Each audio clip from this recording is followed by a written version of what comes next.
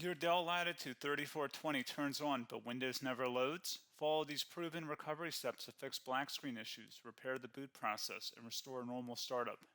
A lot of errors pertain to this problem, and we're going to go ahead and jump into what should hopefully be a pretty straightforward process, guys. And we're going to go ahead and jump right into it. So first thing I'd recommend doing would be to actually go ahead and boot to the troubleshooting utility on Windows 11. So if you do a hard power off 3 times in a row, Windows should automatically attempt to launch the startup repair utility. And if it doesn't find anything, it will give you the option to select advanced settings, in which case it will take you to a screen that looks like this. Now, if it does not take you to a screen that looks like this, or you're unable to get to that, you can also download the Windows 10 Media Creation Utility, or Windows 11. They probably will make a creation utility for Windows 11 at some point. And it doesn't really matter, you can actually run the Windows 10 utility on Windows 11 as far as I'm aware. And you should be able to run the troubleshooting utilities built in within it. So you just would go ahead and download it to an ISO file and then burn it to a DVD or USB. It'd have to be about 4 gigabytes or more. It couldn't be a small USB flash drive, and it couldn't be a CD. It'd have to be a DVD.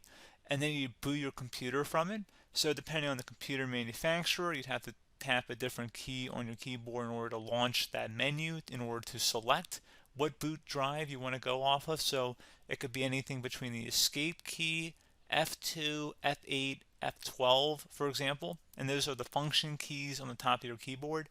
So you may have to just do a little bit of trial and error. Shouldn't take you more than a couple minutes. Googling it would probably be best before you even begin. But anyway, we're ready to go ahead and jump right into it. So we're on the choose an option page. So these will look very similar whether you're booting from it directly within Windows itself, or if you're plugged in a USB flash drive with the media creation utility installed and you selected the recovery option. So when you are setting up your Windows 11 installation or Windows 10, depending on the drive you're using, there should be an option to repair your computer in the bottom left corner of the dialog window, one of the first screens that comes up. You go ahead and select that, and then it would take you to a troubleshooting screen like you see here. And you want to go ahead and select troubleshoot, reset your PC, or see advanced options. And then there are going to be a whole bunch of options in here that we're going to explore in today's video. The first one, we're going to actually go underneath advanced options and then select startup repair, fix problems that keep Windows from loading. So go ahead and select that first.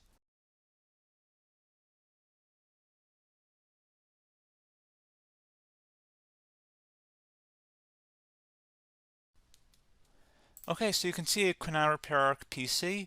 That was our first option we could try. Something else, if we go back into advanced options here and then select troubleshoot, we're going to go underneath advanced options again. You can go ahead and actually access safe mode by selecting startup settings. And then if you select the restart button, you have the option on the screen select safe mode with networking, which will give you a key on the screen. It'll tell you which key to press to enter that. I believe it's the F7 key. It'll do that for you. I'm not going to go over that in today's tutorial because I don't really want to go into safe mode, but you're more than welcome to attempt that by going into here and then selecting restart. Again, it'll launch another screen. It'll say what key do you want to press, and it'll give you like 7 or 8 different options, and you want to select safe mode with networking.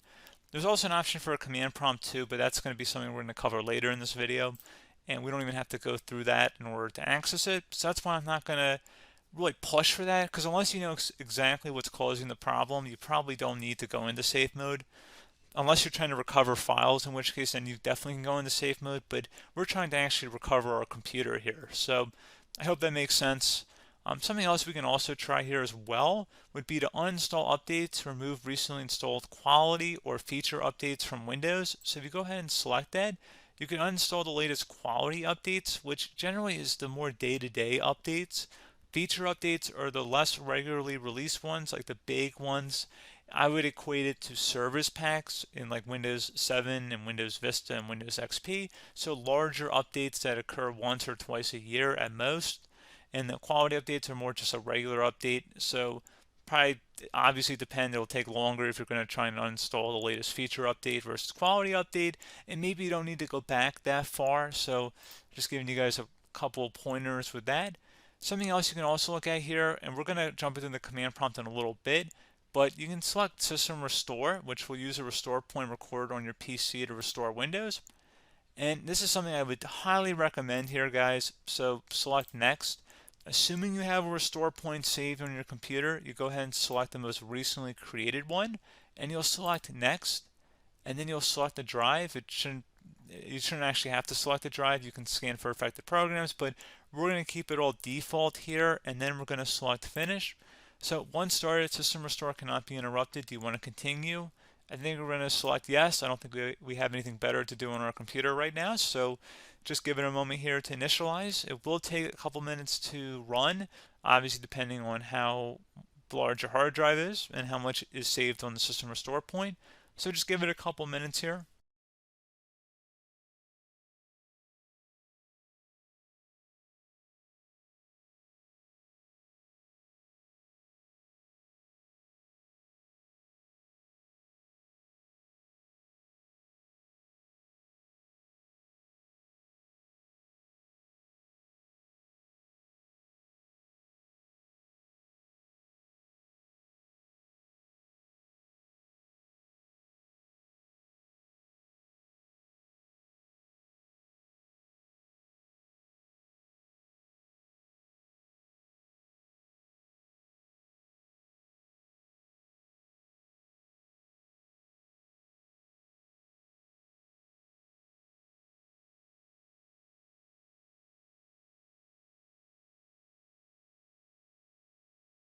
Okay, so you can see the system has been restored successfully. We're going to go over a couple different methods in addition to that if that did not work. So I'm just going to pause the video and we're going to start back on the recovery screen that we started with. Okay, so a couple other things we can try here too. If you go back into troubleshoot, you can select reset your PC while you choose to keep or remove your personal files and then reinstalls Windows. You can select to keep my files, which will remove apps and settings but keeps your personal files. You can also select remove everything, which will remove all of your personal files, apps, and settings.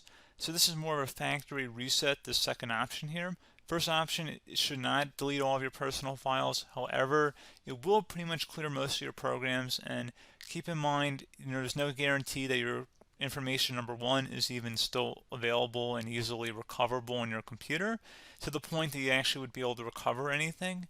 And the second point is that there's always a chance that it won't actually recover and it will just do a factory reset anyway.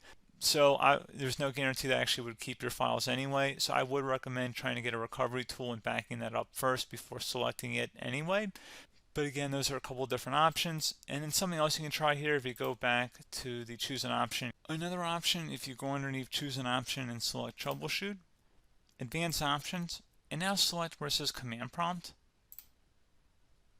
Okay, so the first thing we should do is type our main hard drive here. In most cases, it should be the C drive. So you just do a C colon and then hit enter on your keyboard. So once you're underneath the C drive, we're going to type in dir and then hit enter on your keyboard. It should have program files, users, and Windows all in there. That's how you know you're in the right directory.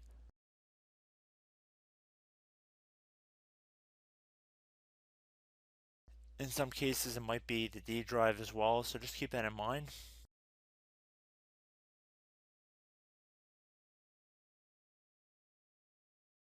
Next thing we're going to do is type in cd space / Windows / system 32 / config, and then you're going to hit enter on your keyboard.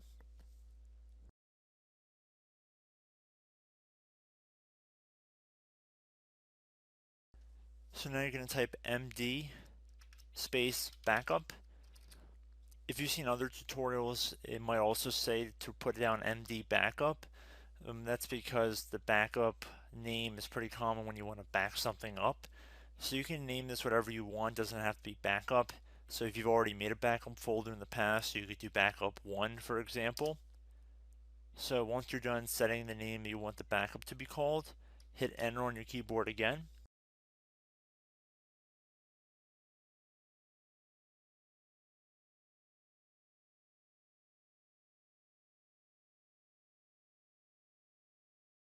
At this point you want to type copy, C-O-P-Y, space, then you want to do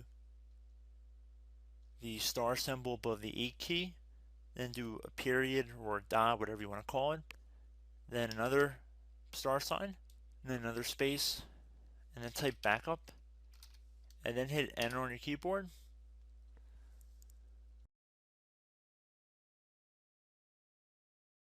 Now you want to type cd reg back, REGBACK,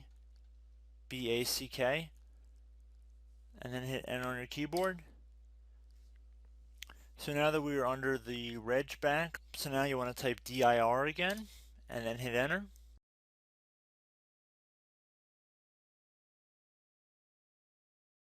So now at this point we're going to type copy again. So copy, space, star sign, dot, another star sign, space, and then 2 dots. So we're going to type copy, space, star sign, dot, sign, star sign, dot, dot, and then hit enter on your keyboard again. So for overwrite, you want to overwrite all. So type A on your keyboard, so capital A, and then hit enter on your keyboard.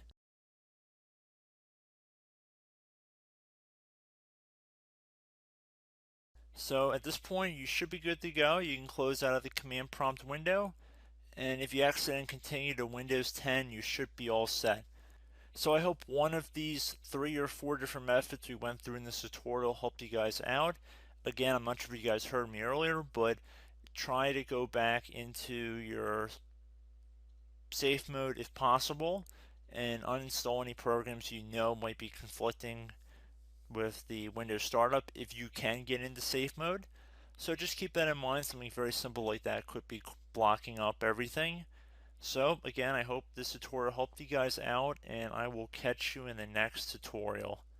Goodbye.